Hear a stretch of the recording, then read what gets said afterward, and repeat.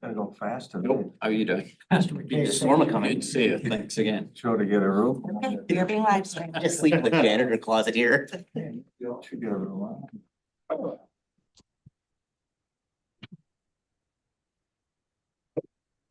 All right, everybody, welcome to the Planning and Parks meeting for tonight, Tuesday, February 18th, 2025. Appreciate everybody making it out here in lieu of the weather.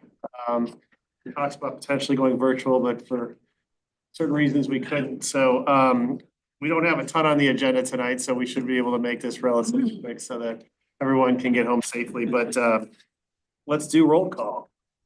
Chair Galani, Yeah, no, you're good. Member Yeah, Cran, here, yeah. Councilmember Crans, Here. Councilmember Rambo, Here. Councilmember Dodwell,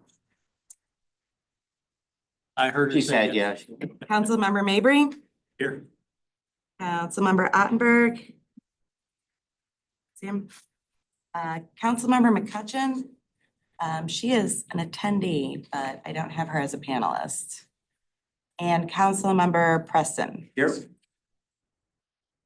we switch her over? I tried it. Oh, okay, she's rejoining now. Second, there she is. Councilman Roddenberry, he was gonna join, but he's not in there yet. But we have a quorum. Okay, we've got a quorum for the meeting. And then we also have a quorum for in person for closed session too. So Correct. we're good there. So I'll entertain a motion for approval of the minutes from the last. Councilmember Crans. Seconded by Councilmember Mabry.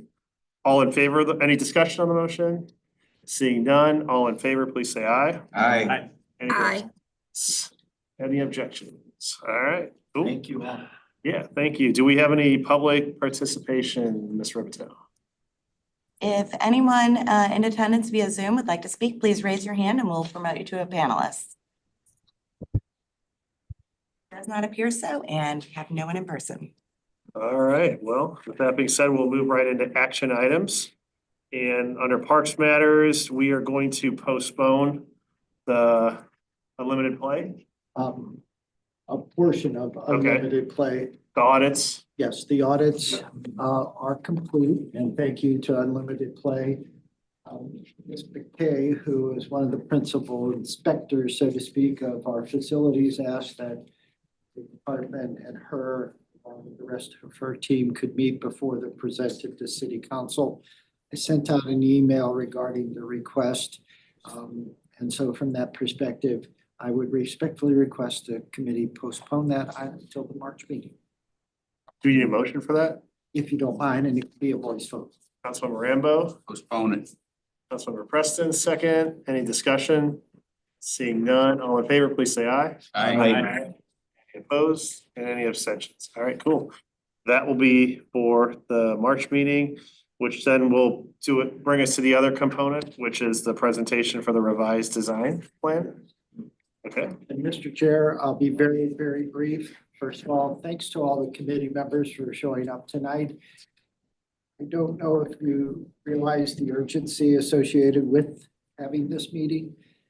As you know, Ms. Ripito and others in the Department of Planning and Parks were successful in getting a $575,000 grant for this particular project. That grant became effective for all intents and purposes in January of this year. We have 18 months to complete the project. And so getting through the initial design components taken a little longer than I thought. And so it's just, there's an urgency to all of this, and Unlimited Play appreciates that urgency and have worked diligently to bring us to this point tonight. I'd like to extend my thanks to the three members of Unlimited Play for weathering the storm tonight, being here in person to help present what I think is going to be a very, very special place in Wildwood. I'll turn it over to Chuck, Adam, and Stuart.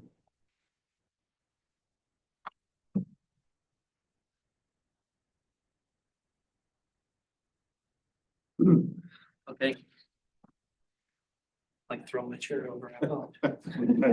My coat's heavier than I thought. thank you for having us again out here to present. Last time we had all been together, I think was back in almost November, right? So it's been a little bit. So just to refresh on kind of what we had discussed last time, there was a concern, and I don't know if that's terribly easy to see, but where the amphitheater is here, there was a concern about all these trees along here and us tearing them down. So we wanted to reduce the amount of trees that were at risk of the playground. So the request was to move it over to avoid some of that tree line.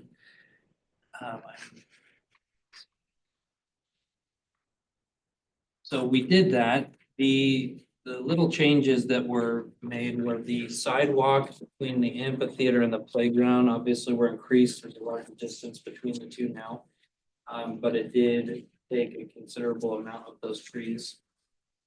We're able to avoid them or build around them. So I actually think that maybe it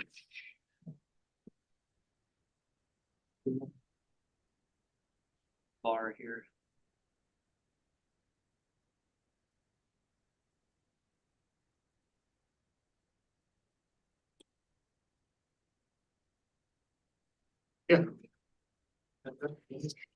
Is available for us to review in our later, this slide pack. It should be It's in here. We got it by email too, didn't we? Yeah. Yeah, I actually sent to all of you via email Yeah, it's a printout of it. As part of the agenda or individual? individually. I received it late Friday night after the packet had been sent to you. So I believe I sent it on Saturday or Okay. Sunday. Yeah, I think it was Saturday. This is an Emily Latella moment. Never mind. Here it is. And if you don't have this particular memo, please.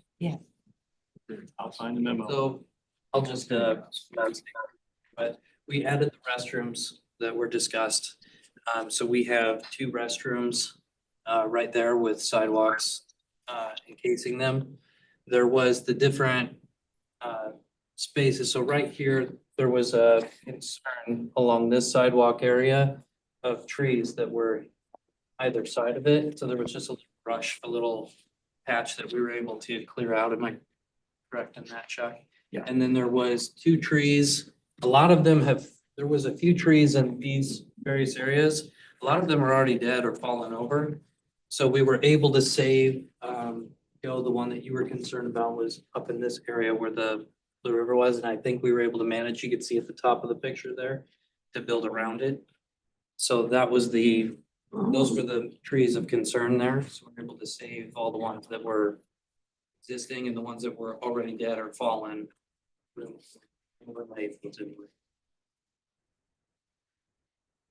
So that being said, I think most everything that the elements that you were looking for did remain in the playground. So the quiet grove, the graded hillside and structures.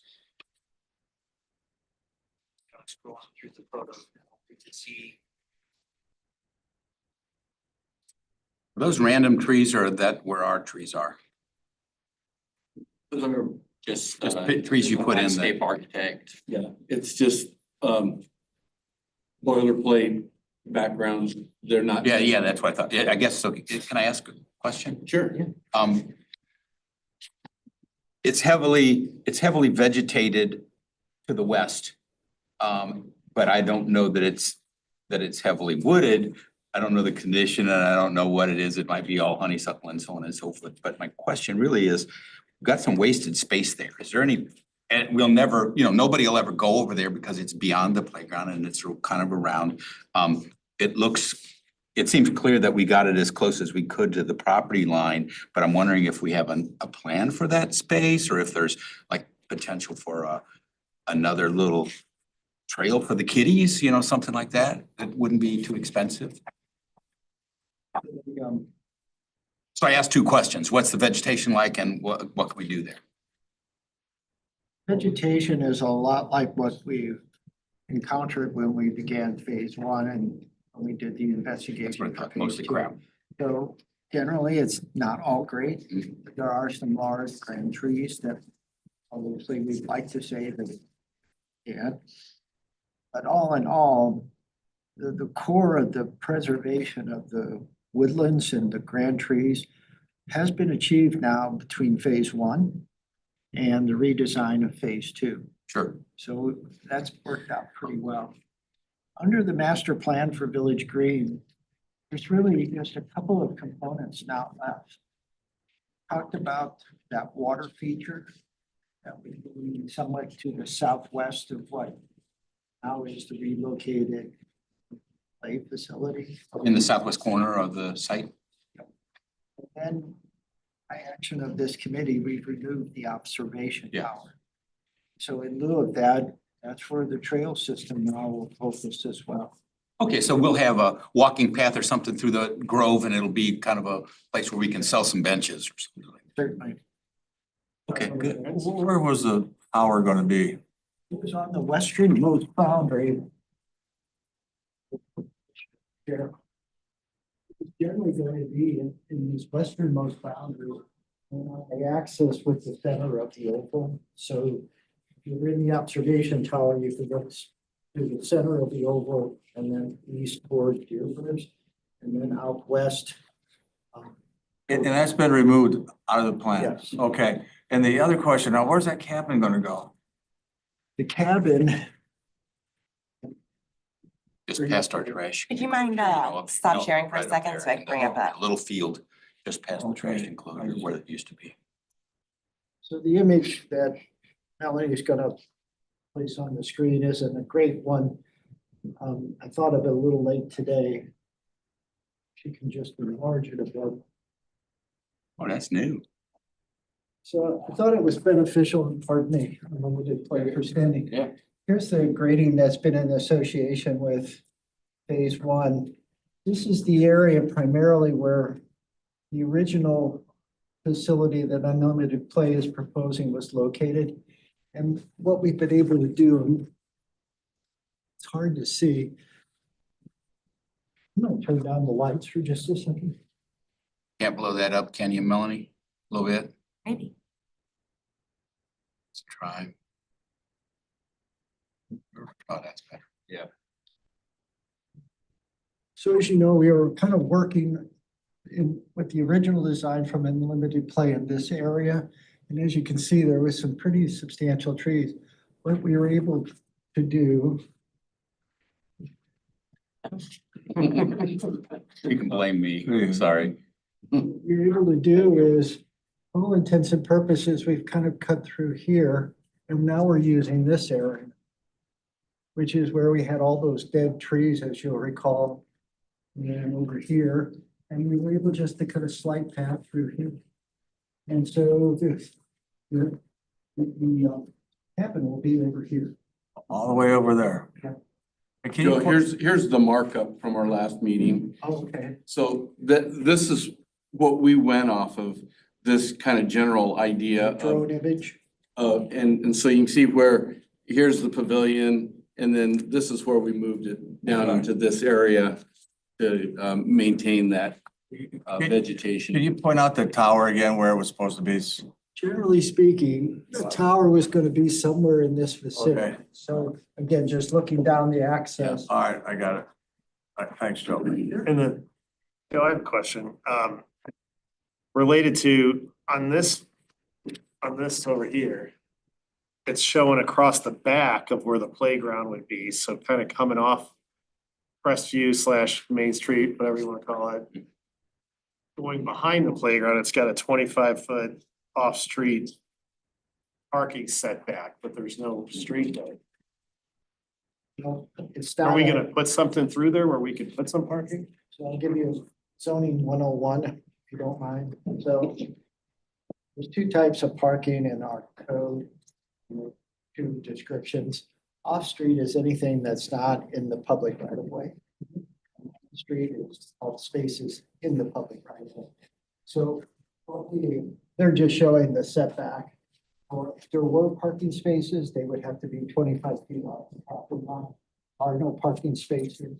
So it's kind of just a I guess the question I was having, because I guess maybe it just piqued my interest a little bit, but would it be possible to back here in this corner, like put some more parking back there for Village Green?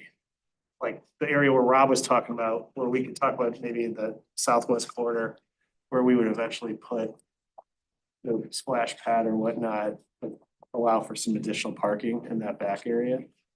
So we could propose on-street parking along Main Main Street. Street, yeah.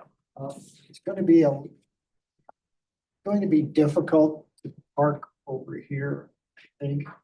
If you want us to investigate that, Mr. Chair, I'd probably look on this side and see if we could do something. Melanie, if you could go, thanks. So, Maybe. so for all intents and purposes, we're coming in with all of our access through here. We've got the Mayor's Grove that's going to be on this area. We have all of this location. That's basically just going to be earth or grass. So there may be an option there. I was just thinking about making more accessibility for parking, We can certainly look into that and I'll get back to you once I get somebody to look at it that knows a lot more. just a about thought, it. doesn't have to. Phase 3, once it's popular. Yeah, Um, uh, I'd hate to do it. I'd hate to plan it right now. yeah. I just asked a question because it popped into my head and when I was looking at that, but sorry to hijack. I got Katie, got a question?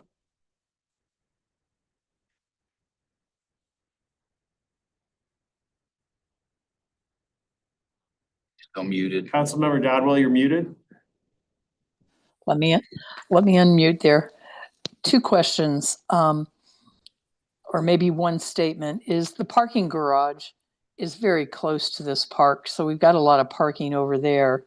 I'd hate to eat into space where people could hike around or the kids could play around in the woods, that kind of stuff. Number one. And then number two, I saw in the design that we have a swing set, which looks like it's got a fairly big size pad associated with it, but we've only got 3 swings. I don't know if you guys have ever been over at City Park when it's busy, but we've got kids lined up trying to get on swings many times. And so I'm wondering, with the size of that blue soft pad, can we put more swings in there or not? For just regular kids, because we've got one that's for a small child, one that's for someone that may have handicapped issues, which is just like we've got over at the city park. And then we've just got one for a child that doesn't need any assistance. So I'm just wondering, or maybe I'm just not looking at the right picture. Okay, we've got 2 there then. Is that what we're planning on putting in? Yeah, so we've got swings, 2 sets of swings, basically. One for the older kids, one for younger kids. Okay, So this one you have this, I'm hoping you can see what I'm looking at, but I can see it. okay, so you've got 2 inclusive seats and 2 belt seats. Okay, The older kids right there in that rendering.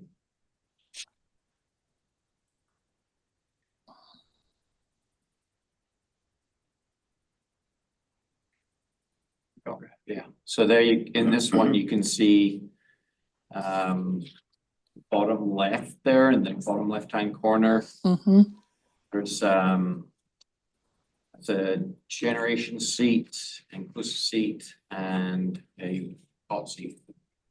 So in total, you've got 7 swing seats. And we've got the arch swings right above you, Joe. Straight up here. okay, Yeah. gotcha. They're group swings, so multiple people can play on those at one time. 2 or 3 kids can play on the dish swings. Yep, So with those types of swings, they take up a little bit less area, but you also get more kids able to play on them. okay, thank you. Okay, Councilmember McCutcheon? Yeah, so my question was very similar to Katie's, but is there any other space that we can put swings? I mean, that doesn't seem to me like there's enough swings in that area. I'm having a hard time. I can't see any of the pointers that you guys are using, but to me, that doesn't seem like enough swings. It's Um, actually, it's actually 6 swings, Deb. 7. 7, yeah, I take it back, 7. Seven. That's right. Yeah, yeah.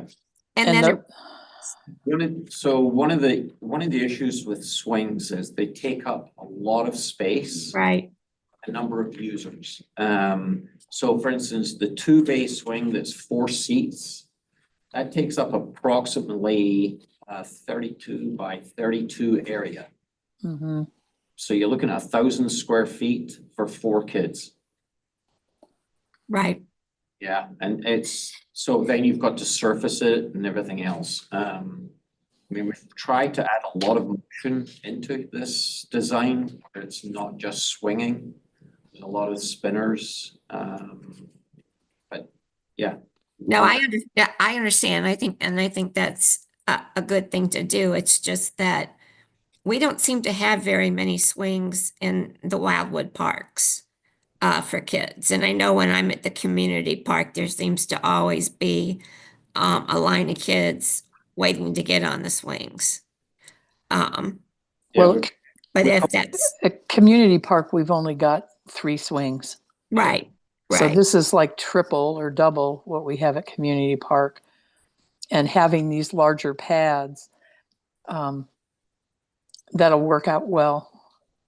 Because I've seen kids at the Community Park, 4, 5, depending on their size, all get on it and have a good time with that too, so. Right, right. I have too. My concern is just that we really don't have that many swings in the city of Wildwood. I understand if you can't fit them in here more, I understand how much space they take up and the safety concerns and all of that, but you know, just a thought. And then my other question is, where's the bandstand gonna be? Are we not gonna have one?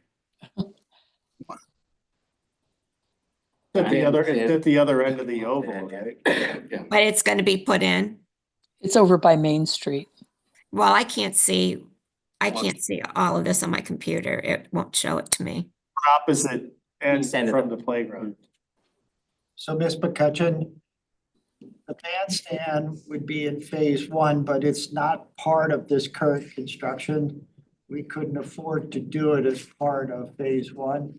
We're creating the stage and accommodating its future construction when we kind of come back to it with available funds. But it is in the plan and it is intended. Okay, and then my other question is, I thought there was some discussion about having parking for the village green some way back behind City Hall. Is that no longer an option? Ms. McCutcheon, we're adding, as part of phase 1, approximately 10 additional spaces to the south parking lot, which is behind City Hall. Mhm. That'll be available for anyone that wants to visit Village Green, whether it's phase 1, phase 2, or both. And then obviously we have parking on Main Street in front of City Hall. And as Ms. Dodwell mentioned, we've got 300 spaces in the parking garage. And they'll all be available to anybody that would like to use them. Okay, thank you. You're welcome, ma'am. Councilmember Rambo? Yeah, I just wanted to make a modest counterpoint on the community park thing. It's limited in swings, but that gets absolute rave reviews from every child I've ever taken over there, and I've taken a bunch of them over there. It's just the greatest park. They love it. And if they were truly hurting because of lack of swings, I think we would know that. So I'm comfortable rolling the bones on the swing count and see if we need 3 more, down the road. I would And- advocate too that there's 7 individual swings, so that's 7 kids. And then you've got group swings that you could have 3 or 4, however many people on. So you're really talking about close to 14, 15 kids that could be swinging at one time. I think these guys are the experts. in Yeah, anything. no, I'm saying, I think that's, But I believe, and I'm agreeing with what you're saying. Yeah. But right in here, there seems to be some real estate. If we were tight on swings, we come up with a few bucks down the road, we can always stick in some more swings.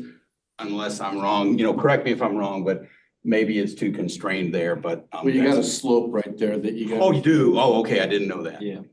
Mhm. Well, that just makes it better to jump. Then you can roll down the hill. yeah, I'll make one last point and then Councilmember Avery, I got you.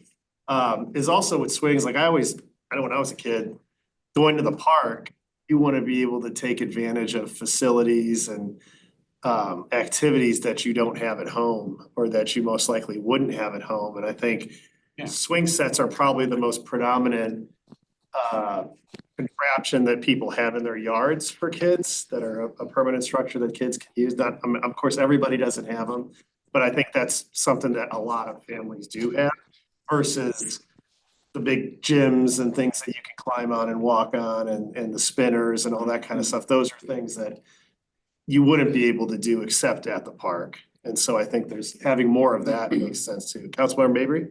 Yes, thanks. Wondered, Ms. Ripito, can you go back to the topo, is what I'm gonna call it, the gray tone sheet? I always had a concern with the physical separation of this new layout, which I think works quite well with the vegetation situation. Probably one sheet. It was this one that I'm after. Oh, sure. And I take those as topo elevations. My concern is for safety and security for the children. And I know it's been touched on before. But are you gentlemen overconfident that the line of sight, I don't see where the grades themselves are presenting a conflict or a barrier to line of sight from people over to the right side and east side from Village Green Oval itself, which are gonna have multitudes more adults there than there will be who are watching the kids or who throw the kids away and say, you go over there and play and we're gonna have our fun over here in the Oval. And has that been over addressed so that the vegetation and the grades don't create a line of sight issue even by a remote stretch? Well, the grades, not so much. When the arbors are lifted, when the trees are thinned and you create that tunnel that's gonna, I call it a tunnel, from the through there. Sidewalk. That's gonna have a clear shot through there, and then the canopies on the trees would be elevated so that they're not, you don't have branches going all the way down to the ground to create a barrier. You're gonna have a see-through canopy, and that's gonna open that up. And then once you get out there and where the elevation changes are, where the playground is, it's not hiding downhill so much. It's still gonna be I increased. see the 130s and the 140s for the Village Green Oval, and I see the 120s to even the 130s. Then there seems like a hollow of a bunch of teams, one teams through there. The only concern I have is that since the grades are working with us, that the high spots seem like they might be to the west and left side, and the oval is to the right side, east side. I'm just really wondering if we're gonna end up with too much of that low hanging brush. And I know you're clearing out to the trunk line so that the line of sight is at least up to 10 feet, but is there plans for plantings that make something other than just a literally mowed lawn between the two? Is there gonna be any of that kind of brush? There's not a planting schedule with this plan. Okay, If I can jump in for a minute, we talked before about having that fenced in. Did that fence go away? No, No. fence is included in there. That's on the Yeah, goes around the whole thing. It will go around the What total is that perimeter fence? Is that a playground. 6-foot chain link? You know, Is it a it's 4 six- foot, 3 rail aluminum commercial grade. Okay, thank you. Well, it's not, okay, I guess we'll reach consensus, but that's not overdoing safety and security as far as I'm concerned. 4-foot fence can be, doesn't provide an obstacle for any untoward purposes if that's what someone has, when you're so close to the street as it is. But it's just, could be just my individual concern. Thanks for the question. Okay. Does anybody else have any questions? Mr. Chair, if I may. Yeah. Mr. Bayberry, if you want to see an application of a fence that surrounds a playground area, Green Pines Park, given the age group, which was generally Which part? Green Green Pines Pine, Park, okay. given the age group that we had designed that facility for, about 2 to 5 generally. We have a fence that goes all the way around the perimeter of the play area, inclusive of all the shelters and restrooms. It's approximately 42 inches or 48 inches in size. It's really not meant to necessarily stop an intruder, stranger. It's to ensure the kids stay in place in case if mom, dad, or the individual watching the children looks away for a second or two. But I think it's an effective tool. And then as Mr. Nielsen mentioned, our intent in phase 1 is to limb up all those trees, just from the standpoint that somebody doesn't walk into it and, poke their face into it, that kind of thing. So we'll create we'll create view lines between the two entities because we want people in phase 1 to see phase 2 and vice versa. Yeah, I think the other thing about that is I would say that obviously, it's incumbent upon the parental responsibility, obviously, as well. I mean, I think we have Celebrate Wildwood, we have all those inflatables, a lot of activities going on, and then the band goes on until after dark. And it's pretty crowded and there's a lot of people there and there's kids running around and some of the teenagers and stuff are running around unsupervised doing their thing and the parents are sitting there watching the show. But some of the younger kids, obviously, the parents understand they gotta be, following them around and tracking them. And over there, I mean, I would say over by the theater where we usually have the concerts, it's just a wide open area where there's no real staged, boundaries or anything. So I think this is, at least you're gonna have that fenced in area. It's pretty close in proximity. But I think parents with younger kids are gonna, I guess you could always put a bar back there and parents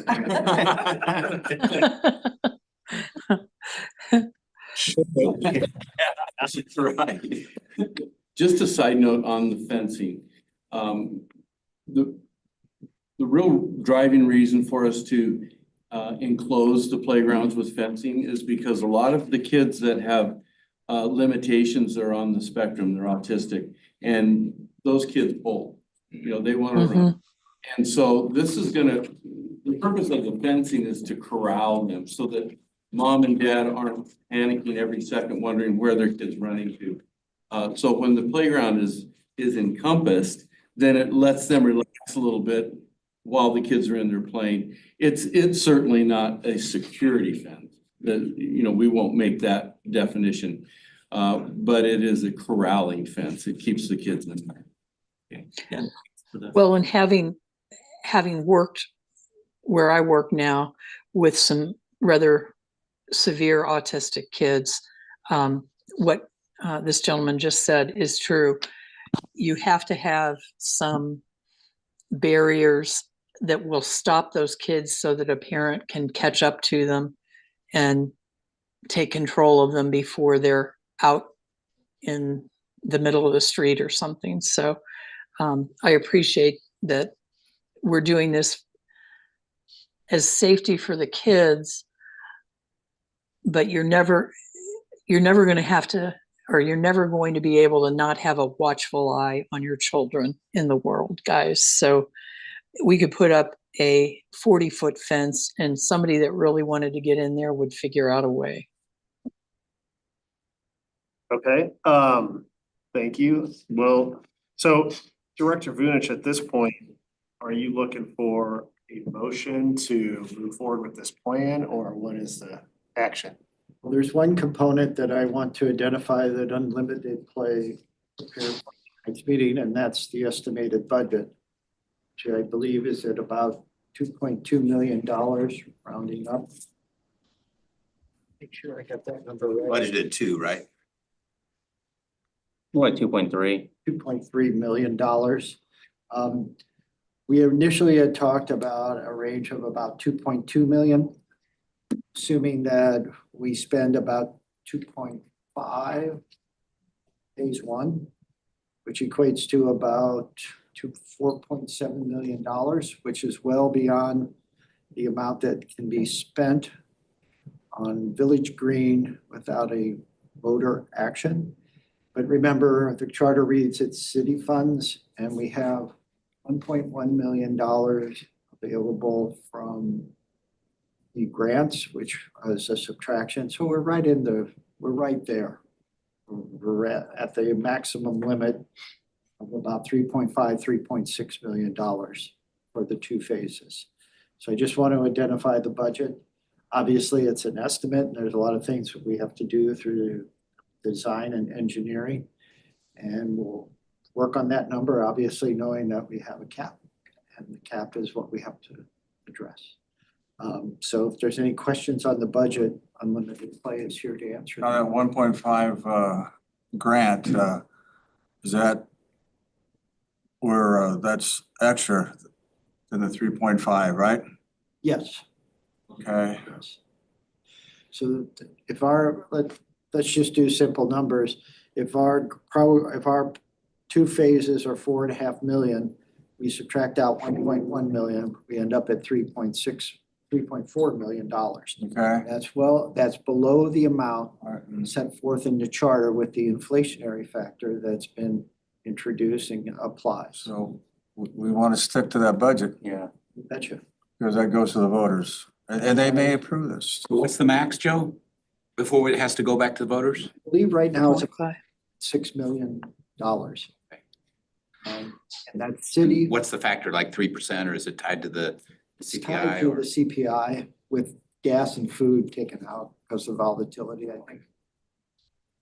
And I just want to get the bandstand, I mean, the pavilion done. That's like critical to the. yeah, and Joe, does that, within that budget, does that also include the 190,000 overage that we have for the conduit on the utilities? Taking that into account at this time. All right, so do you need action from the committee on this? The department would respectfully request a motion to approve the design as presented by Unlimited Play with the estimated budget as a component. With that action, then we can move on to the next step in the process, which is the design and engineering. Actually get biddable documents for some of the work. Unlimited Play works with Little Tykes, as I recall. And so they've been holding the price for us on all of the equipment. I think through 2025, but I can't guarantee 2026. Is that correct? Yes, through 2025. So, like I say, there's an urgency to all of this because we're basically holding back inflation on the equipment. And obviously we want to do it while we have the grant. So would anybody like to make that motion? Councilmember Preston? Can I ask, Yeah. my raised hand is not coming up again for some reason. Can I ask a quick question? Yeah. I see it up now, but yeah, so I just wanted to get the motion on the floor. We've got the motion on the floor now to approve the design and the budget. So now we're in discussion of that motion. Go ahead, Councilmember McCutcheon. So Joe, does, the utilities, are they already in place or will they be in place for the bandstand? Yes, that's what phase one is. So I it's, found this on the web. we've done all of the storm water, all of the water, all of the electric as a component of it. So most of the money we spent is underground, and you can't see it. That's the way projects are. Phase one is always probably the least attractive of the bunch. But as you get the foundation in, so to speak, thereafter, you're adding the things people like. Thank you. Thank you. Okay, anybody else? Councilmember Mabry? Just two things, with this sense of urgency. The back end, the furnish and install and commissioning and debug and all. What's that duration so that we know what our drop dead suspense date is for award, which we then can back up to completion of all design? Has the back pass been really established firmly enough that we know when we're too late? Well, everything, at least from the perspective of the department, acknowledging that we necessarily don't want to go to the commission of park grant organization and ask for extension. So everything's June 2026. And so in a perfect world, I would like to be able to work with Unlimited Play. I know have made some strides toward this, but have something in terms of a bid package sometime around summer. I don't know if it's late summer, early fall, but if we can get the bid out and with their expertise relative to these facilities, I'd like to think we can make that work. If not, we'll go for an extension. Can I cheat and ask the procurers, when's it too late? Is it too late to order, you mean, or? When's it too late for us to get off our duff and get it back in your hands so that you're not having to decide between performance, quality, and deadline? So, good question. Knowing what the lead times are for, say, product, we would probably look to have something in hand by mid-year. So maybe late June, July. So that means they can wait until the fall and still be finished. Yeah. Doesn't. Yeah, thanks. That sounds, 6 months is not a long time. I know. What I'm looking at here for furnish and install and commission. Obviously, there'll be some discussions between Unlimited Play and the city administrator and the departments. But we have money budgeted in 2025 as part of the capital improvement plan. That's the $2 million+ dollars. We have the grant. Grant is reimbursable, so we don't have that money on hand, but once the project's done, we'll get reimbursed. So from the perspective of the department, if it is in the best interest of the project to order the equipment sooner than later, knowing that the equipment is what we want regardless of how the engineering lays out, I'll make that request to the committee, and then the committee, with its recommendation, can talk to full city council. Practical. Yeah. Okay. So with that being said, any further discussion? Yeah, one more Yeah, question. go ahead, Councilmember. There is no line item that I can see for the raising the canopy and those kinds of activities. Are we gonna do those in-house or? We have a maintenance contract with Omni Tree Service. Okay, so that is part of that. And then Mike Walsh will probably do most of it, quite frankly. Okay. He's been out there with Bombshell Construction doing some of it already. They work around that westernmost end of the loop. So I like to think that between those two, we'll be able to accommodate that cost without attributing it directly to phase 2 or phase 1. Awesome. And I'd like to serve some of that. I can volunteer my time. I just don't want the canopy to get too high because I got a lot of big ropes and old tires. And if we run out of swing facility, we can dance. Adult swings. When we do that, we'll run that by Mr. Young, okay? Yeah. All right, okay, well, we've got the motion on the floor. We've had some good discussion on it. I think at this point, it seems like there's pretty much anticipate consensus and moving forward with this plan, but any further discussion? Seeing none, all in favor of the motion, please say aye. Aye. Aye. Any opposed? Any abstention? All right, well, you've got your directive. Thank you, Unlimited Play, for coming out tonight. Good job getting this all. Yeah, thank Yeah, you. good plan, guys. Thank you so much. Yeah, thank you, guys. No, we really appreciate the opportunity.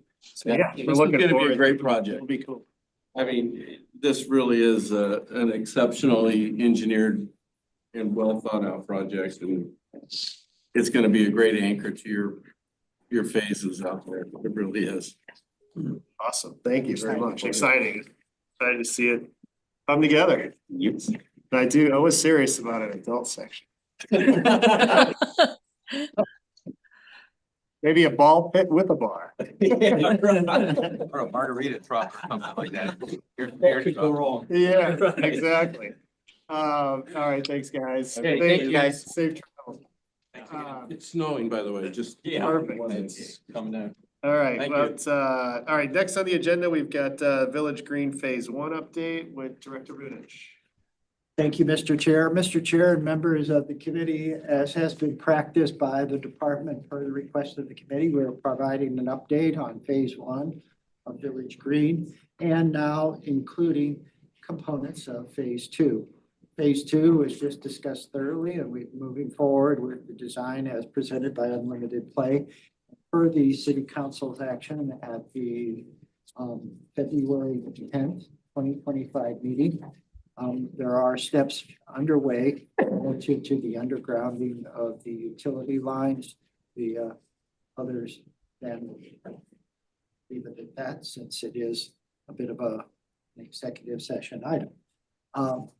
Also, just to give you an update, although we've been through a bit of delay, both weather related and relative to the undergrounding of the utilities, we have made several changes to the design that were recommended by Bombshell Construction. Those recommended changes to the design have been through Human Nature, the developer of the master plan for Village Green, as well as CDI, the engineer of record.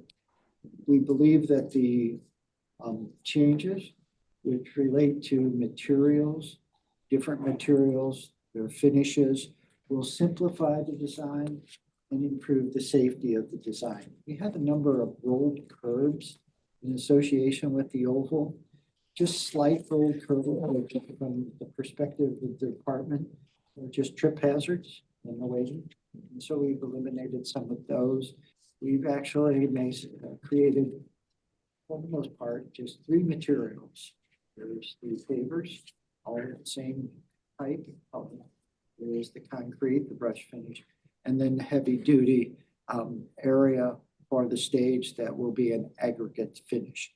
So really, we're trying to simplify it, not have too many materials, too many different finishes, too many different colors. I just think it's in the best interest of the project. We're hoping that all of that will lead to a slight price decrease. And in the end, we've used our delay time well. If there's any questions regarding the memorandum or anything that Melanie and I have for tonight, we'll be glad to answer them. Any questions, anybody? Just one last item, Mr. Chair. Thank you for your support of the project. I know it's probably giving everybody a little bit of gray hair, but we'll get there. Yeah, no, thanks for the update. Thanks for all the hard work on managing through the process, so. All right, great. That takes us to the next item under Parks Matters, which is the Memorial Bench Program on city-owned lands. Ms. Ripto? Mr. Chair, and members of the committee, you heard me talk a lot about the Hometown Heroes commemorative program, but we also have a longstanding park and trail memorial program that doesn't get as much attention as it probably should. But we have brick paver dedication that's over at Old Pond School. We also have tree dedication that takes place to, we plant trees throughout the city at a lot of our parks and such, and along trails. And we also have a bench dedication, which started off along Rock Hollow Trail. And since then, we'll focus on our bench program this evening. Since then, there's been 28 memorial benches, 15 of which are located along Rock Hollow.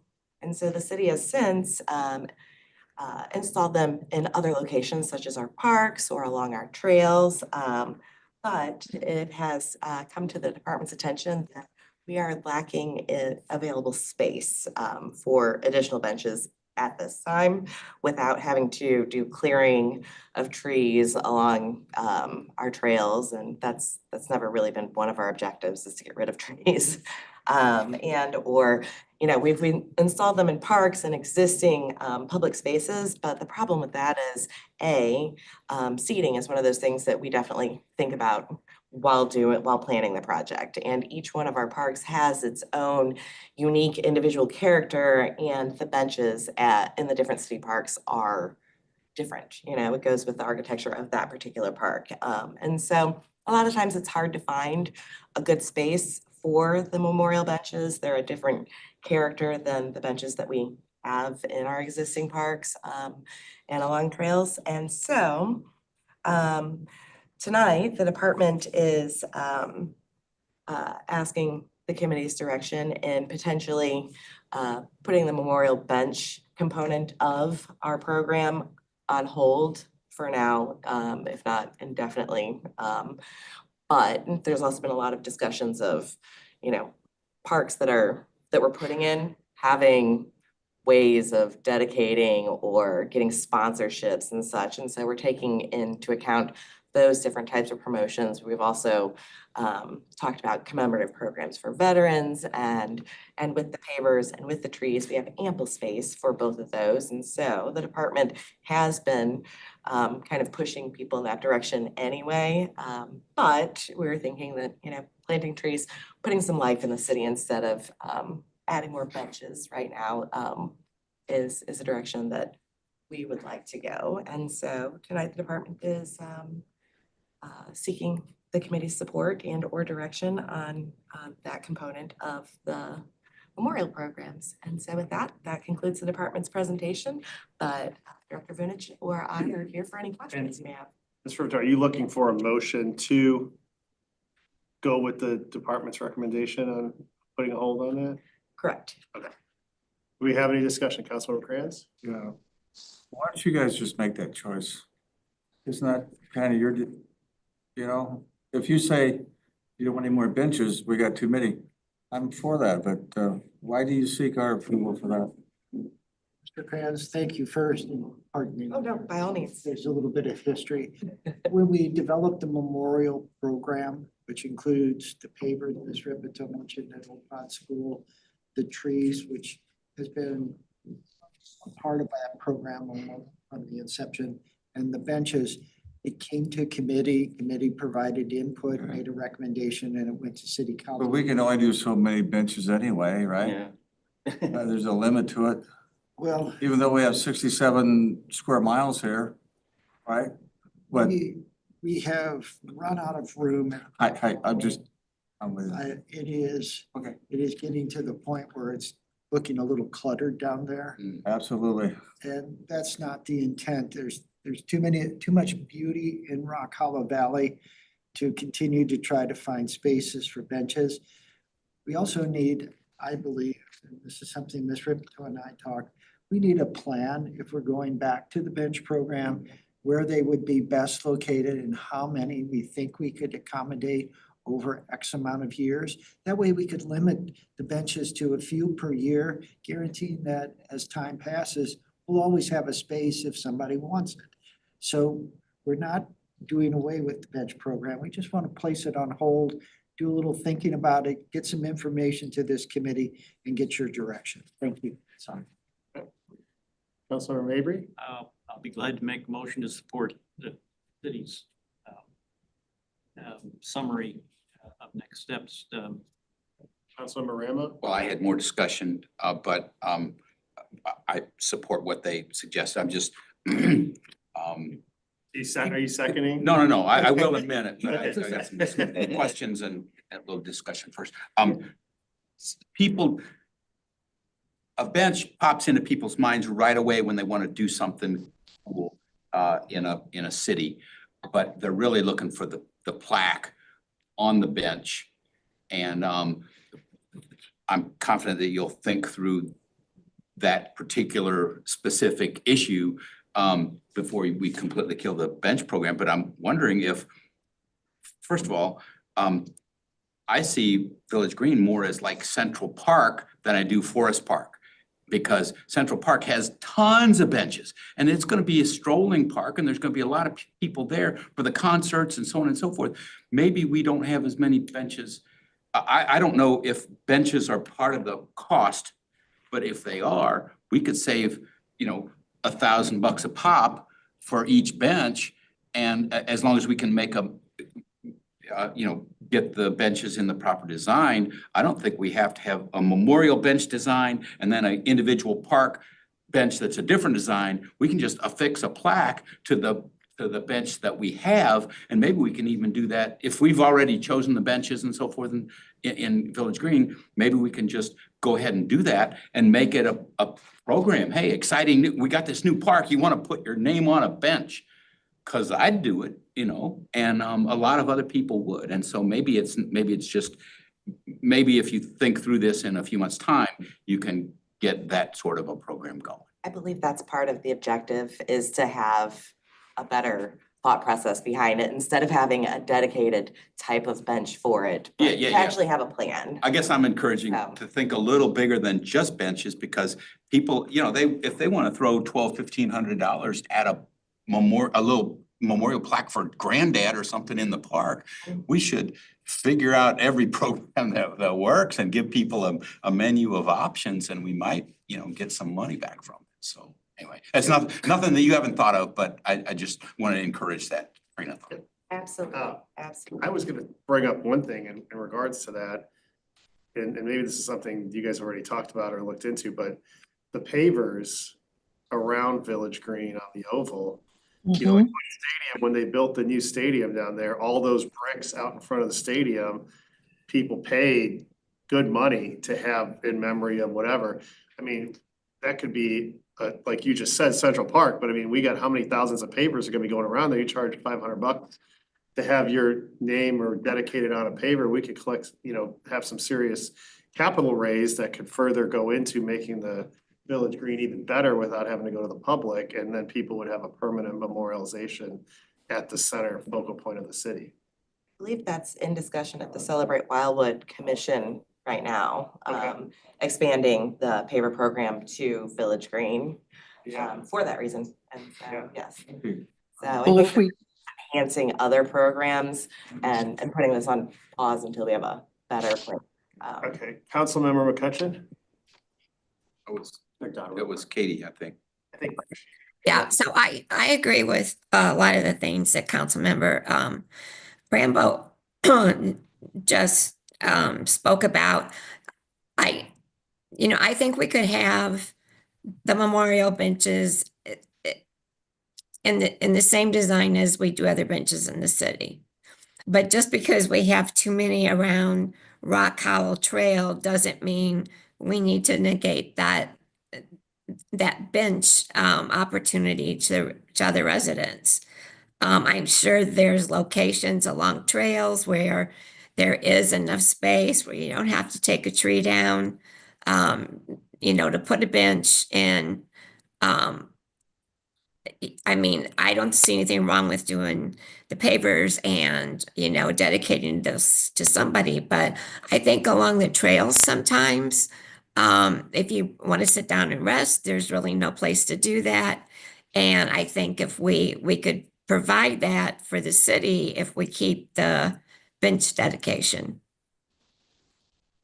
Okay, Councilmember Dodwell? I'm working on it. Shoot. Okay, sorry about that. I just wanted to make sure if you guys could hear me. I'm having fun with trying to do this on my iPad instead of my Surface. Since we're hoping that we can get these pavers paid for based on what Councilmember Galliani just said, I think we need to get out in front post haste to get people to put together some kind of marketing piece to help offset the cost of those pavers. The new soccer stadium, the new hockey arena, all sorts of things down at Busch Stadium. They started those at the construction phase so that as part of that, those bricks could already be ready to be laid down. And we've only got, what, 5 months, 6 months before we're hoping to get things opened up. So I think we need to do some kind of an advertising campaign on our website so that we can help offset the costs for those components and help people who are really excited about Wildwood dedicate some of their time to it. Yeah. I went with my grandkids and their parents down to America's Center to watch a hockey game last year. And the first thing we had to do was go see the brick that their family had purchased to go on the sidewalk for that. So I really think we need to beef up this program sooner rather than later to help offset some of those costs. Thank you. Yeah, I think the one thing too is if we could find out like how many pavers are, I mean, I would imagine at least a couple thousand pavers that are gonna go down. And if you charge $500 a paver, I mean, there's $1 million right there. That comes back, right? That we can go into. Councilor Rambo? Yeah, I just had a real quick observation. The botanical garden, the sidewalk that goes from the main drag, so to speak, into the Kemper Center for Home Gardening, bought bricks for that, memorial bricks, various sizes and so on and so forth. And it's like a sidewalk, and it's like you can buy a brick to put on the access to Kemper, and I think it was an additional sales feature. I'm thinking the sidewalk that goes to the new playground is an ideal spot for that because families will just, I think they'll jump on it. Yeah. You know, it might not be 500 All the way bucks. around and that sidewalk. Yeah, but that might be a good place to start, or at least have a separate marketing program just for the playground. Sure. I'm throwing out lots of ideas that may not be appropriate for this meeting. Totally. That's what I do. So. Councilmember Crans? It's not a new idea. We did this for the Old Pound School. And I actually purchased a brick for put my kids' name on it. But how many bricks did we do at Pond School? Oh, I don't remember it. It wasn't, it's kind of fizzled in the end, didn't it? Yeah, there was a lot of interest when we first opened the school and for the first couple of years. Interest has waned. We get probably a few a year Yeah, now. we still get them? Yeah. Okay. It'd pick up if we used it though, right? Working on that. Yeah, people don't see it. I mean, Yes. but we have had some success with it. Yeah. And we did try it, and it was popular for a while. And Yeah. Is there a convenient spot on the website? I don't even know where you can buy a brick. Is there like a button to click that says buy a memorial brick? We have a page on our website to get dedicated to commemorative programs. But you have to go looking for it, You right? have to look for it. Yeah, we could have spotlighted or do Memorial something program. more just a little visible. one. Yeah, that'd be. It's on the same page as the Hometown Heroes, and so we made sure that all of them get, the attention when we have We had a been council sending member people that that direction. was killed in a car accident, Jed Hestrup. And we got him a big brick over there to, it's pretty cool at the time, I thought, I like that program. It is. All right, so we've got going back to the original motion, I think Councilmember Mabry made. Were you seconding that? I will second it. All right, so we got a second on the floor. We've got discussion. Any further discussion on this motion? Yes, now that we have a second, can I ask a question? Yeah, go ahead. When I read the last two sentences of your summary and next steps earlier, it made me think. I thought immediately of, they're talking an awful lot about the park at Village Green. We got as Ms. Krantz says, we got a big city, we got a big town center with this new urbanism. Is there a driving compulsion to add more benches to town center? Is there room to add a bunch of benches to town center sidewalks without cluttering them up and making people trip? And if the answer to those two questions are yes, enough room and enough potential market, And not to even mention the miles and miles of running and walking trails we've got all around the city, interconnected trail that could use hundreds of benches, and not even make a dent. Had there been thought given to putting benches with plaques on them anywhere besides parks? We have several of them placed along trails Okay. throughout the city, even over at Community Park along that trail. Part of it is rethinking the whole process just so that, like, the commemorative benches have a unique style about them. And so part of putting this on pause is to find better places, a better style of bench, a better way of doing it, rather than just having these memorial benches that we have to find Yeah.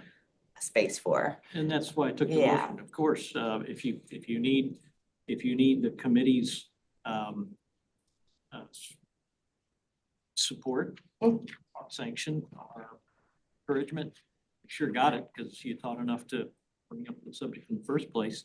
But it's just a curtailment and a shift of focus. It's not that you've given up and you've lost and found to be a lost leader, a loser. No, it's not doing it the way that we have been doing it, you know, it's looking at it from a different perspective. So you It's don't have just- any lack of clamoring of demand for these $1,800 benches, do you? Not a ton. I think we get maybe 2 a year, 2 or 3, if that, Okay, so. thanks.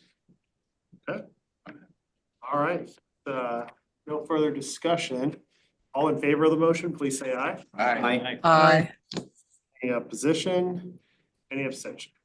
All right. Thank you very much. Thank you. That leaves us with the last 2 items under Parks Matters, which are the recreation programming and the facility reservations, which are more informational. Does anybody have any questions or comments related to anything on those 2? Nope. Okay, well, seeing none, we'll Mr. move Chair, right. Yeah, if I may. sorry. I don't know if everybody knows, but Happy Hounds, the private dog park, has closed on the market for sale. Doesn't mean it's gonna be permanently closed. I'm sure there'll be a buyer eventually. But if you look at the revenue side for January, we saw a substantial bump, and it's all attributable to people coming to our dog park. Very good. That's a tiny little park, though. Do we have any opportunity to expand that if we do business? Because it probably gets boring after a while. It's an acre and a half, which by most municipal standards is pretty good size. It's dwarfed by the private facility, Happy Hounds, that Yeah, that 11 was huge. acres. And they had a lake, a water, And we have ample space to the south of it, all the way out to Route 100. There are no plans as part of the master plan for that area. So if we wanted to expand at some point in the future, it's an option. Can you make a note to keep us posted, or whoever's appropriate, counselor, whatever, if the usage gets, if we get greater usage and you start to get feedback that, geez, I wish we had a water feature for the water dogs or something like that, or separate the large dogs from the small ones, which is what I run into a lot. We do that already. Do we? Oh, okay. See, that part, because I got my own, but Yours is quite large too. yeah. But I mean, it's worth considering, because we could make it into a nice facility, and yeah, I don't think, if Happy Hounds sells, it's not gonna be a dog park. Do you agree with that? I don't know. The young couple that started Happy Hounds, it was her of the couple that wanted to try this. They were passionate about it. I don't know particularly the reason why it closed. Someone here know that, but as I say, you never know. But we're gonna do the best we can to make our residents happy with our facility. Yeah. Okay, great. Cool. Thank you. Awesome. All right, well, thank you very much for that. That moves into planning matters. And we've got 2 items under ready consideration. The first is the Essen Log Cabin bid process. Director Vudich. Thank you, Mr. Chair. Mr. Chair, members of the committee, the department opened bids for the reassembly of the Essen Log Cabin at the end of January. And the results of the bidding process were surprising, I think is a good word to describe it. We had 4 bidders. one of the bidders was at $144,000, well below what our architectural firm had estimated, as well as two individuals that have done extensive reassemblies of log cabins over the course of their careers. One is Tim Kilby, who is the former proprietor. He's retired now of Country Gentleman or something like that. Company basically that did it. The other two, Bombshell Construction and Charette Contracting, were at about $320,000. And then the high bid was almost $500,000. The range tells me that one wasn't sure what they were doing, so they overestimated, and the other wasn't sure what they were doing and underestimated. And those were both problematic. One from a budget standpoint, $500,000 to reassemble basically a 10 by 20 log cabin, and the other $144,000 to do the same. We've done some quick check of references on the low bidder. We have certain reservations. So tonight the department has three requests. First, authorization to negate the low bid based upon the concerns about experience and capability to do the project. Second, to look at switching funds around in this year's capital improvements program to increase the amount available for the reassembly. And then third, allow us to negotiate with the two other bidders to get the best price possible. Thank you. So you want to negate the low end and the high end one, and then negotiate between Bombshell and Sharon. Which are in 350K kind of range. 320, so we're about $100,000 shy. I think there's money available if we switch some projects around. That makes the assumption that we're going to get compensation for the undergrounding of the utility lines from other sources, not our capital improvements program. Those other sources being individuals involved in the project. So this reassembly, just to be clear, is not part of the budget for Village Green. Is that correct? That's correct. It's a standalone item in the capital improvements program for 2025. So Joe, do they have buildings they've put together, old buildings they've replicated, or? Charette Contracting does. Bombshell, Mr. Davis made it clear this would be the first, but they're looking forward to it. So they're the first to do this, huh? This would be their first cabin reassembly. Now, are they gonna assemble it and then move it to the location? No. So the plans call for a foundation slab on grade, and then they'll reconstruct the cabin on top of the new foundation. Is there some certification to do historical buildings? Other than past experience, that's the only one I know. Obviously, there's a number of people in town that have done this, are no longer doing it. We're going to contact them. Obviously, you get some feedback, input.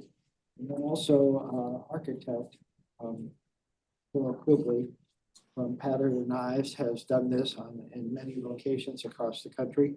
She is going to provide construction. It seems very expensive to me to assemble that cabin. So I know you work hard at this stuff and you research it, and I'll take your word for it, but it's probably is what it is. And my last question, what happened to that guy that took the building, and did he get prosecuted? He owes us some money, doesn't he? He was arrested, returned to St. Louis County. We arrested him in Wentzville, Missouri, after a standoff where he held a hostage. Not sure what transpired after that. All I know is, that he called one day and said he felt bad about it and wanted to help us reassemble the cabin. I Call declined him. Like a stand-up guy. No. taking that, yeah.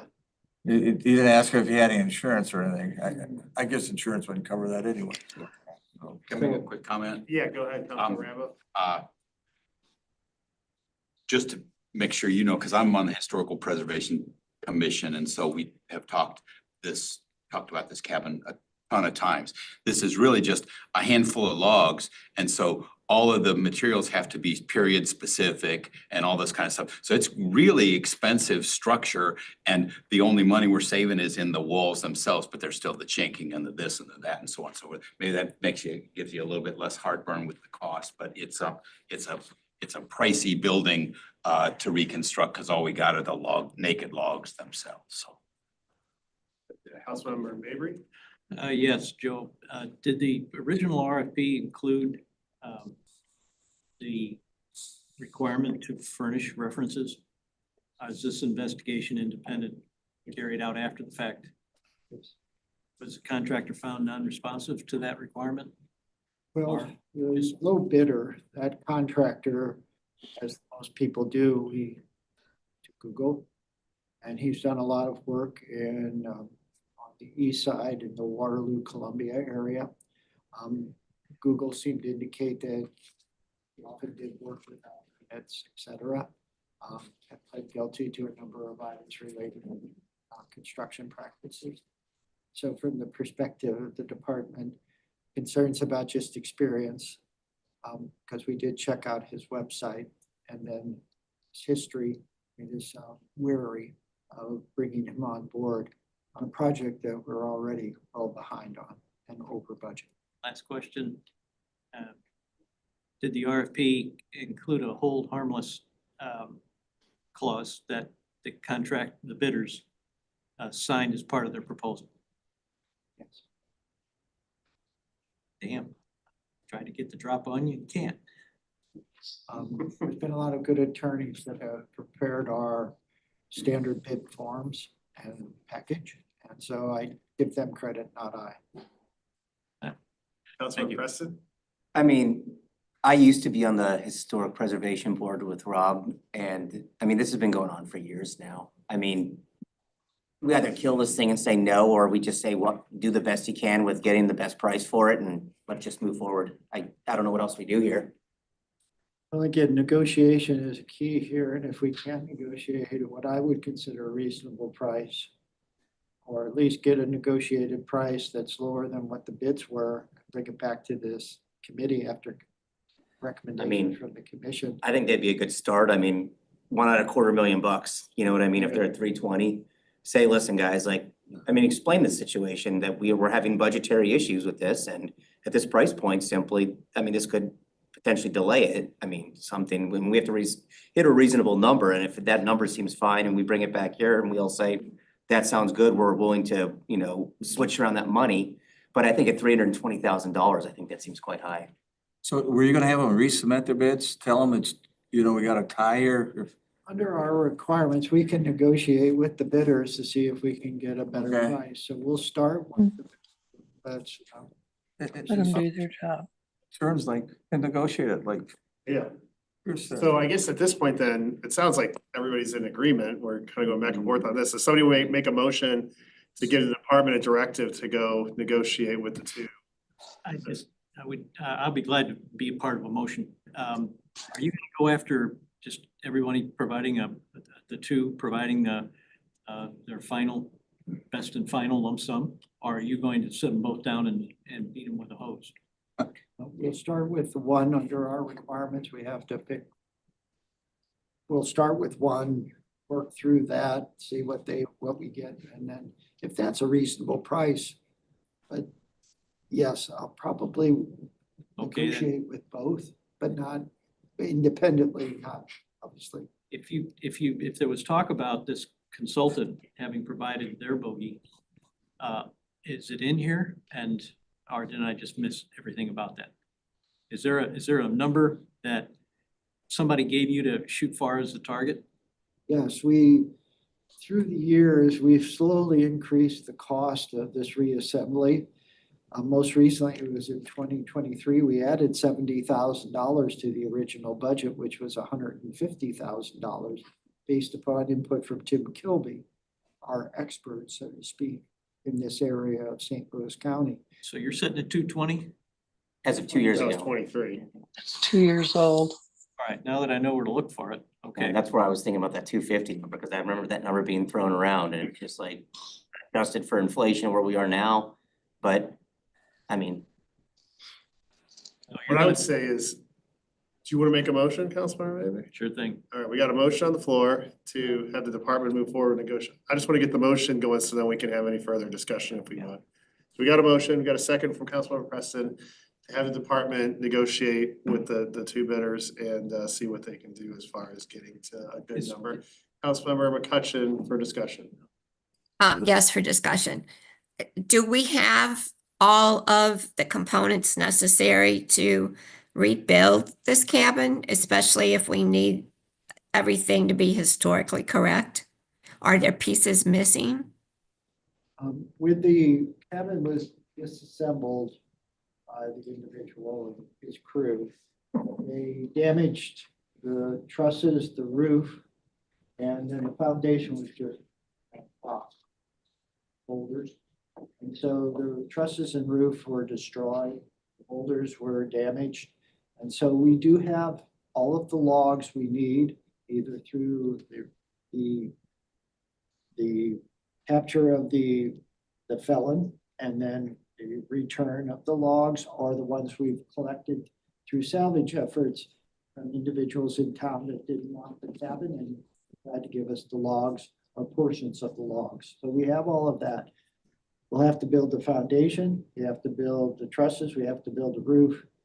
And for the most part, that's where some of our cost is. And the logs need chinking, as Dr. Rambo mentioned. So having to add those extra pieces, does that still qualify the cabin as historical? According to our historical architect, yes, because we're basically using a lot of the wood that's available that's been salvaged. I wouldn't say the foundation is, but we are using stones that were reclaimed from the site of Living Word Church to basically wrap around the concrete. There'll be a ledge so that they'll fit there. So for the most part, everybody seems relatively satisfied that we're doing what we can to retain the historical significance of the SML cabin. Thank you. You're welcome, ma'am. Anything else? Councilmember Just a Rambo? question. Yeah, Joe, if you guys have heartburn with the low bidder, that's good enough for me, but I'm wondering, he doesn't, Bombshell doesn't have any more experience than that other fella does, or person, lady, group. And so I'm wondering if you could at least talk to them before you reject the bid and say, hey, you know, what makes you think you can do this, and why, you know, maybe they're bidding low because they want the experience, but they're fully qualified otherwise, because like any carpenter can do a fair job of following those plans and constructing the roof and stacking the logs and so forth. It's not rocket science. Pioneers did it, believe it or not, right? And so we could maybe save a lot of money if we might have to roll the bones on a new company or an inexperienced company, but no different from Bombshell, and they're working out so far. Without, I should probably, the department will close the loop with the low bidder. That's only fair. You know, we've got to ask the questions about what we've read in the news articles relative to his practices. Oh, I didn't hear that part, so. Yeah, he had pled guilty to some situation. Yeah. Oh, okay. Sorry, we'll close the loop. I won't, it's only fair. The individual, the company took time to bid. He deserves but I think at the end of the day, if his construction practices are what they appear to be. Concerning. Yeah, sometimes there's two sides to the story, but I had missed that part. I'm just suggesting that throw out the high bid and talk to the other three and do your magic on choosing the best one. And there's one last thing I do want to mention. Ms. Keeve, who does much of our historic preservation planning these days, has been working on some approaches to do some crowdfunding of Essen Log Cabin. And the Essen family has talked about doing donations if we need to bridge the gap in funding. So there are some steps out there that we're taking to see if we can raise funds to help restore Essen Log Cabin, not all of the taxpayers' costs. It's a very energetic family, by the way, and they're Yeah, very they are. interested, enthusiastic about the project. Yeah. Okay, cool. Well, with that being said, we've got the motion and the second, so with no further discussion seemingly. All in favor of the motion, please say aye. Aye. Aye. Any opposed? Any abstention? Thank you. All right, move on with that. And the last thing under planning is the recent development trends within the city. Does anybody have any questions or? Yeah, go ahead. I had a resident, not in my ward, called me and said, geez, that Ashley Grove got turned down and they're not gonna build it. And I go, really?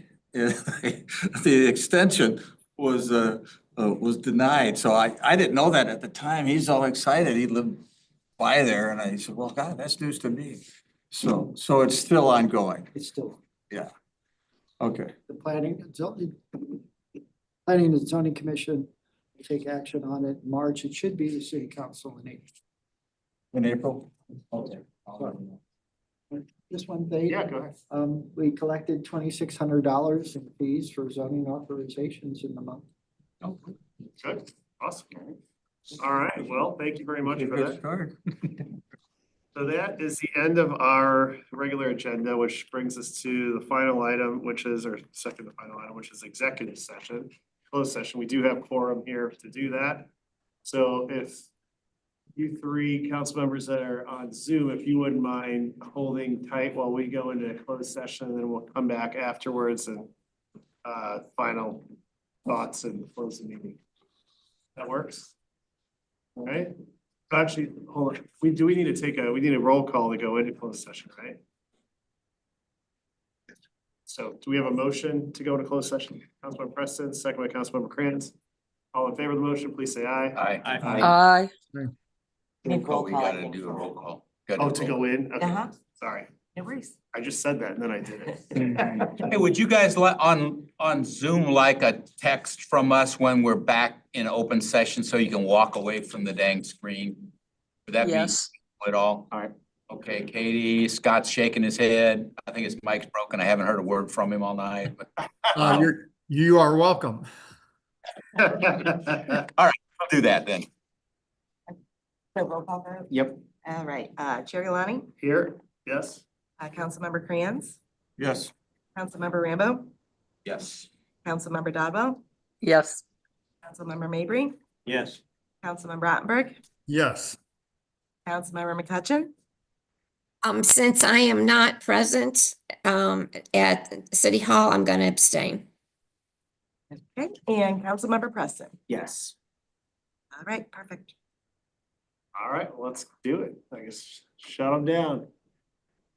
Close the door. Yeah, we'll close that door. We should. Um, Close the door, close the blinds, close everything. Am I allowed to have a laptop open?